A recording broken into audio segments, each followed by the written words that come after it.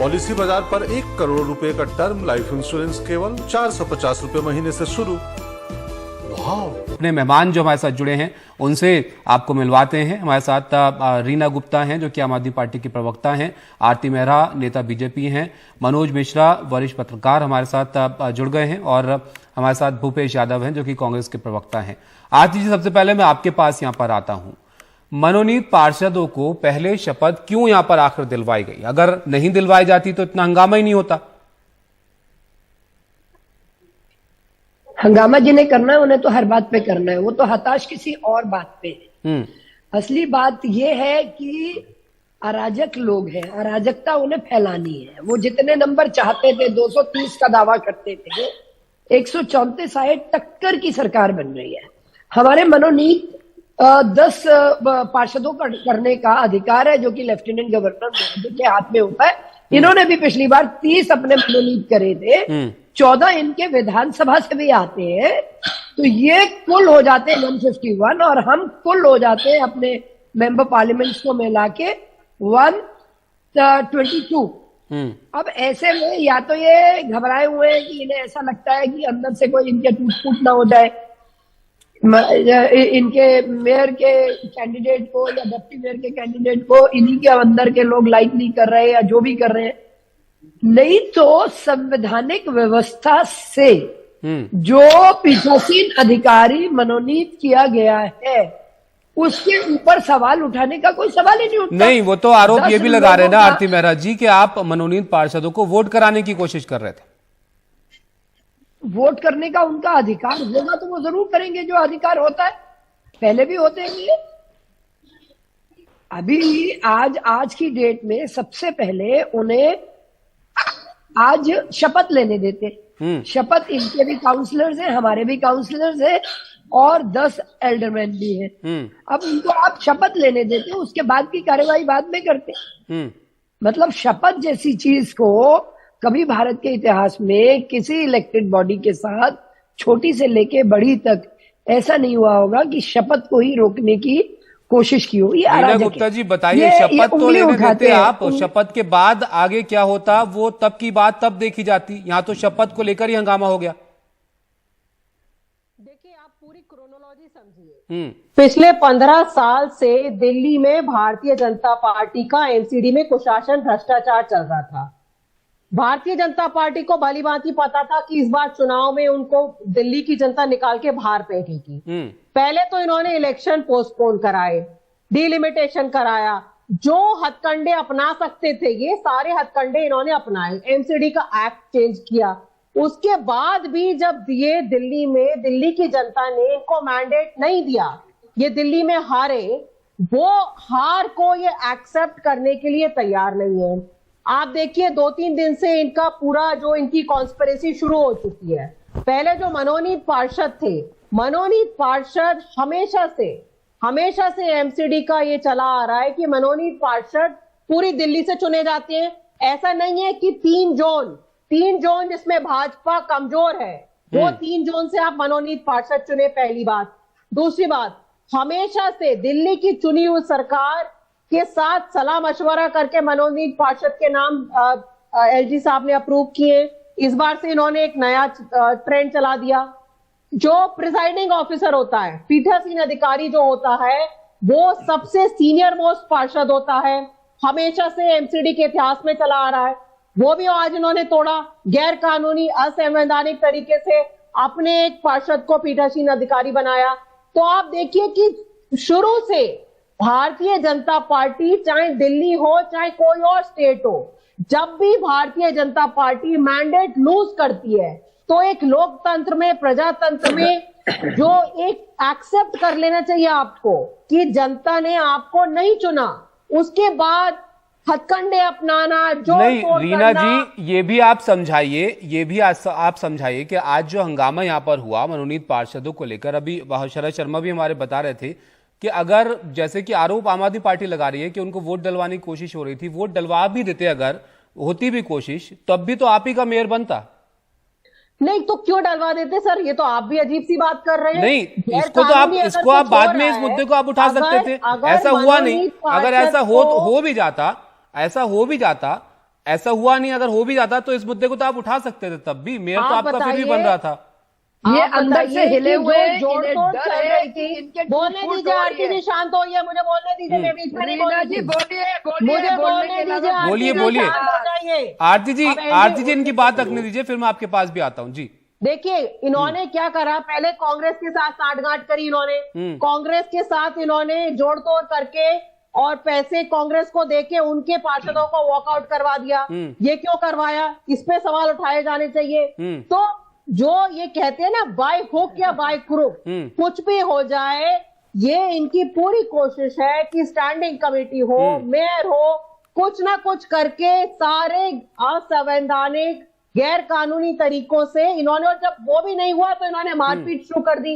आप देखिए कैसे गुंडागर्दी आज जिन्होंने सदन में करी है।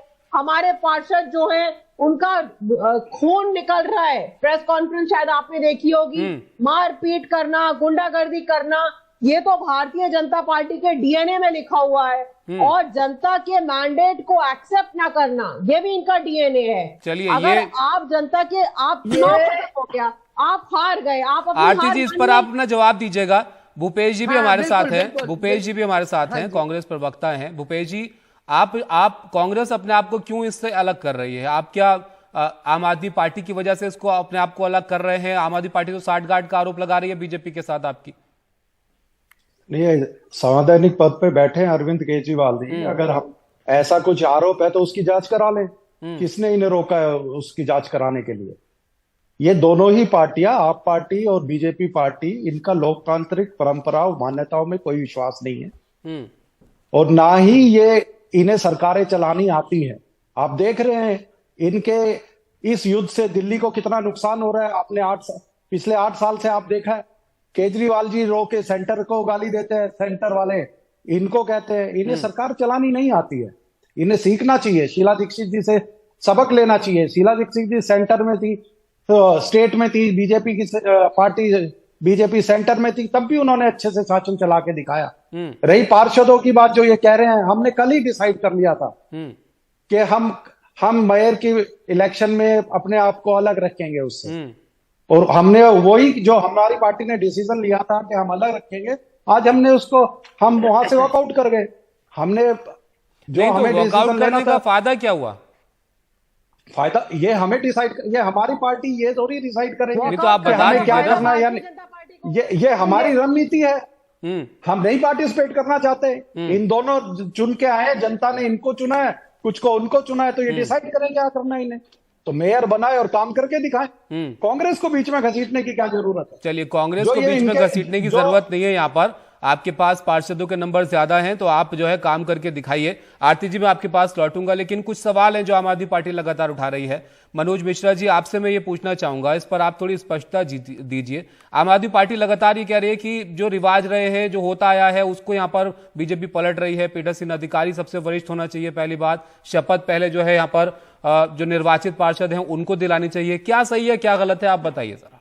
नहीं, आम आदमी पार्टी कुछ मामलों में सही है, लेकिन कुछ मामलों में वो आशंका से ग्रस्त है। मुझे ये लग रहा है कि बिल्कुल ये कहना सही है कि वरिष्ठतम पोस्ट चाहिए पीठासीन अधिकारी, और इस नाते बनाया जाना चाहिए था। लेकिन किन्हीं कारणों से अगर मान लीजिए सबसे वरिष्ठ के बजाय किसी और को भी बनाया जाए, इसमें मुझे कोई आपत्ति नहीं है। आम आदमी पार्टी जो पहली बार सरकार बनाई 2013 में, तभी का भी याद है कि चौधरी मतीन अहमद कांग्रेस के एमएलए थे, वो पीठासीन अधिकारी विधानसभा में बने थे और उन्होंने शपथ दिलाई थी। हाँ, ये मेरी समझ में ये नहीं आ रहा है कि जो एल्डरमैन है उनको पहले शपथ दिलाया जाए, इसके लिए क्यों बहस हुई? मतलब, और अगर पहले उन्हें दिला भी दिया जाता तो मेयर चुनाव पर उसका क्या असर पड़ता? बिल्कुल। मेरी अपनी जानकारी में हो सकता है कोई नियम इन्होंने बदल दिया हो। मेरी अपनी जानकारी में एल्डरमैन वोट नहीं करते मेयर के लिए, लेकिन अब पता नहीं कोई नया कानून बना दिया गया हो, केवल सांसद, विधायक और चुने हुए निगम पार्षद, इनका वोट होता है। अब ये आश्चर्यजनक है कि उनका वोट और उनका जोड़ भी दिया जाए, जैसे शरद कह रहे थे, तब भी आम आदमी पार्टी का ही मेयर बनना है।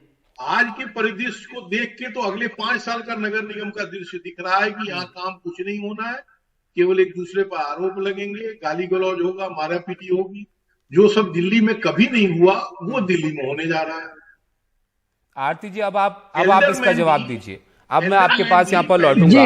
आप बताइए, जो एल्डरमैन हैं वो तो मेयर के चुनाव में वोट नहीं डाल सकते हैं, अरविंद केजरीवाल भी ये बात कह रहे हैं, वो नियम का हवाला दे रहे हैं, तब इतना हंगामे की वजह ये बन गया। आप तो, आपके नेता पहले भी ये बात तो कहते आए हैं कि भाई आम आदमी पार्टी के ज्यादा पार्षद हैं तो वो मेयर बनाए और काम करके दिखाएं, फिर इतना हंगामे की क्या जरूरत है यहाँ पर? बिल्कुल ठीक कह रहे हैं आप। आम आदमी पार्टी के 151 है कुल मिला के मेंबर पार्लियामेंट और विधानसभा के विधायकों को मिला के 134 प्लस 14 प्लस 3 और हमारे हैं 104 प्लस 1 इंडिपेंडेंट प्लस 10 एल्डरमैन मनोनीत और उसके अलावा 7 member parliament from the Lok Sabha Delhi से हम बन जाते हैं 122। अब ऐसे में इनको इतनी हलचल क्यों है? पहली बात तो इनको ये बहुत बड़ी हलचल है, ये बड़ी भारी जीत सोच रहे थे, वो दिल्ली की जनता ने इन्हें नहीं दी। ये बड़ी टक्कर की लड़ाई हुई है और 1% वोट शेयर का फर्क हुआ है और इसमें ये बड़े घबराए हुए हैं क्योंकि इनके जो काउंसलर्स हैं, देखिए हमारी विचारधारा से जुड़ी हुई पार्टी है, हमारे जो कार्यकर्ता हैं वो पीछे से बड़े ठोस आते हैं, इनके कार्यकर्ता जो है आए दिन ऊपर नीचे होते रहते हैं। 10 एग्जाम्पल मिल जाएंगे मेरी पार्टी के, आपको न के बराबर मिलेगा। अब क्या है कि ऐसे में इनको हलचल ये है, अब स्टैंडिंग कमेटी, अगर स्टैंडिंग कमेटी में नियमानुसार अगर हमारा चेयरमैन बनता है, अगर बनता है वो तो नंबर पे बनेगा ना जी, तो नंबर पे बनेगा, आप आराम से बैठिए। लेकिन इन्हें क्या है, सिर्फ दूसरों पे पत्थर फेंकना है। आप कंझावला की बात अभी मैं नीचे पढ़ रही हूँ, कंझावला पे इन्होंने सारा ब्लेम डालते हैं होम मिनिस्ट्री पे। मैं जिम्मेदारी हाँ, से बिल्कुल मैं आ रहा हूं नीरज जी आपके पास। नहीं अभी नहीं। हाँ। प्रिवेंटिव इन्होंने क्या किया? कंझावला का डिस्कशन नहीं हो रहा, मेयर का डिस्कशन हो रहा है। इतना क्रिमिनल एरिया। मैं आपकी अराजकता की बात बता रही हूँ कि आपने निर्भया फंड लगाया पंजाबला में आप। चलिए ये इस पर जब इस मुद्दे पर हम चर्चा कर रहे होंगे आरती जी, तब इस पर यहाँ पर आएंगे। लेकिन रीना जी आप बताइए, यहाँ पर जो एल्डरमैन है वो तो वोट नहीं डाल सकते हैं ना। अगर ऐसे ही हर बात को लेकर हंगामा होता रहेगा तो फिर काम कैसे होगा? देखिए, इनकी पूरी तैयारी थी तभी से। पहले तो आरती जी ने इस बात का जवाब नहीं दिया कि जो एल्डरमैन थे वो 3 जोन से ही क्यों चुने गए। वो 3 जोन जिसमें भारतीय जनता पार्टी वीक थी, पहली बात। दूसरी बात, एल्डरमैन का। आरती जी एक मिनट, आरती जी इनको अपनी बात रखने दीजिए, फिर मैं आपसे जवाब लूंगा इस पे। हाँ, जो 3 जोन जहां पे भारतीय जनता पार्टी वीक थी, सिर्फ वो 3 जोन से एल्डरमैन इन्होंने चूज किए, पहली बात। दूसरी बात, जो एलजी हैं कॉन्स्टिट्यूशनल पोस्ट पे हैं और एलजी महोदय ने सारे भारतीय जनता पार्टी के जो कार्यकर्ता हैं उनको एल्डरमैन के लिए नॉमिनेट कर दिया। चलिए ठीक है, लेकिन उन्होंने चेक तक नहीं किया कि एल्डरमैन एक्चुअली कौन से एरिया के हैं, उनका वोटर आईडी कौन से एरिया का है। उसकी वजह से उनको 2 नाम चेंज करने पड़े। तो ये आप देखिए ना तभी से किस तरह से कॉन्स्टिट्यूशनल पोजीशंस का जो मिसयूज हो रहा है भारतीय जनता पार्टी के द्वारा, वो इस देश के इतिहास में कभी नहीं हुआ है। जो एलजी महोदय हैं उनको सिर्फ इसलिए यूज किया जाता है कि दिल्ली की जो चुनी हुई सरकार है उसको कोई काम ना करने दिया जाए और एलजी को यूज करके एमसीडी में भी कोई काम ना होने दे, क्योंकि इनसे अपनी जो हार है, चाहे दिल्ली विधानसभा की हार हो चाहे दिल्ली एमसीडी की हार हो, इनसे हार पच नहीं रही है। दिल्ली की जनता ने आपको हराया है, दिल्ली की जनता ने आपको नकारा है, दिल्ली की जनता ने आपके भ्रष्टाचार के शासन को 15 साल के शासन को खत्म किया है। उसको एक्सेप्ट करिए, ग्रेसफुली एक्सेप्ट करिए और प्रजातंत्र का मजाक मत बनाइए। प्रजातंत्र की मृत्यु मत करिए आप। बदल की बात करते थे, व्यवस्था की। और जहां तक कंधे वाले केस का वो आरती जी जिक्र कर रही हैं, वहां पे इन्हीं के नेता इन्वॉल्व हैं। ये भारतीय जनता पार्टी नहीं है, भारतीय रेपलिस्ट पार्टी है। इनके नेता इन्वॉल्व हैं। आरती जी की हिम्मत कैसे होगी कंजावाला केस चलिए की ठीक है बात रीना करने जी, की? एक जवाब मैं आरती जी से यहाँ पर लेता हूँ। आरती जी बहुत संक्षिप्त में आप जवाब दीजिएगा। अगर ऐसे ही हर एक बात को लेकर आमने सामने लोग रहेंगे, हंगामा होता रहेगा, तो फिर कैसे फिर काम आगे होगा? एमसीडी में आप चाहते हैं कि काम हो, दिल्ली साफ हो। आपने कहा कि भाई आम आदमी पार्टी करके दिखाए, उन्होंने जो वादे किए हैं, तो कैसे होंगे जब काम ही नहीं हो पाएगा कुछ? तो बिल्कुल नहीं, देखिए काम ये लोग जीते हैं, ये तब भी सड़कों पे आ जाते हैं, जब ये हारते हैं तब भी सड़कों पे आ जाते हैं।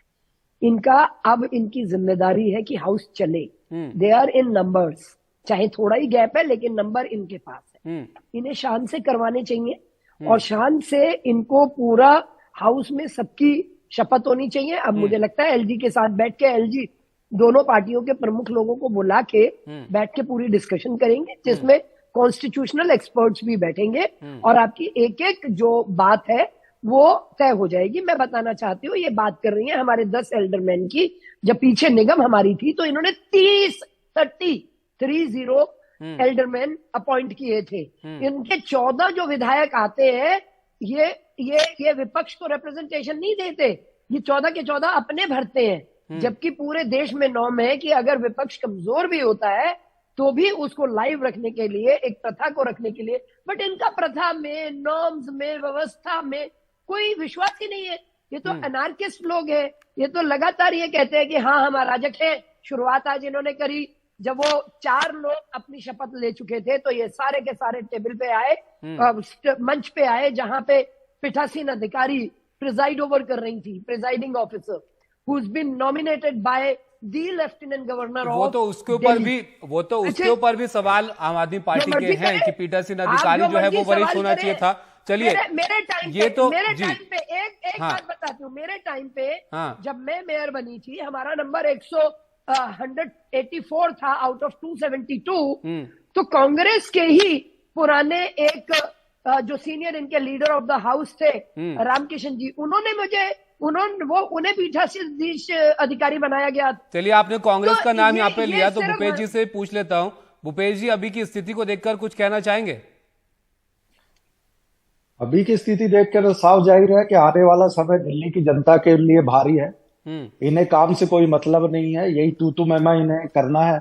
लेकिन इसका सीधा नुकसान दिल्ली की जनता को हो रहा है, दिल्ली के डेवलपमेंट पे पड़ रहा है। आप आज की सड़कों की हालत देख लीजिए, आप नए कितने पुल बने हैं वो देख लीजिए, कोई भी काम उठा के देख लीजिए, सफाई की व्यवस्था देख लीजिए। तो अल्टीमेटली नुकसान जो हो रहा है वो दिल्ली का हो रहा है। ये दोनों ही लोग पावर के भूखे हैं, सत्ता पाने के लिए किसी भी हद तक जा सकते हैं। अगर इन्हें इतना ही ऐतराज था नॉमिनेटेड पार्षदों की शपथ को लेके, तो कोई लीगल एक्शन लेते। ये मवालियों की तरह गुंडागर्दी, ये क्या इन लोगों को शोभा देता है चुने हुए पार्षदों को? ये केजरीवाल जी जो बात करते हैं, जो बड़े बड़े दावे करते हैं, ऊंची ऊंची बातें करते हैं, क्या उनके पार्षदों को ये शोभा देता है? दूसरी ओर भाजपा जो चाल चरित्र की बात करती है, आप इनका चाल चरित्र और दोनों की ईमानदारी का सबूत आज जनता ने अपनी आंखों से देखा है। सदन में क्या हंगामा हुआ है, सदन में क्या हुआ है, ये दोनों ने खूब देखा है जनता को। ये बात तो बिल्कुल स्पष्ट है कि जो तस्वीरें देखने को मिली वो नहीं होनी चाहिए थी। इस तरह का हंगामा जो है बिल्कुल वहां पर नहीं होना चाहिए। वक्त इतना ही है फिलहाल हमारे पास, तो बहुत शुक्रिया रीना जी, आरती जी आपका, मनोज जी आपका भी और भूपेश जी आपका भी हमारे साथ जुड़ने के लिए।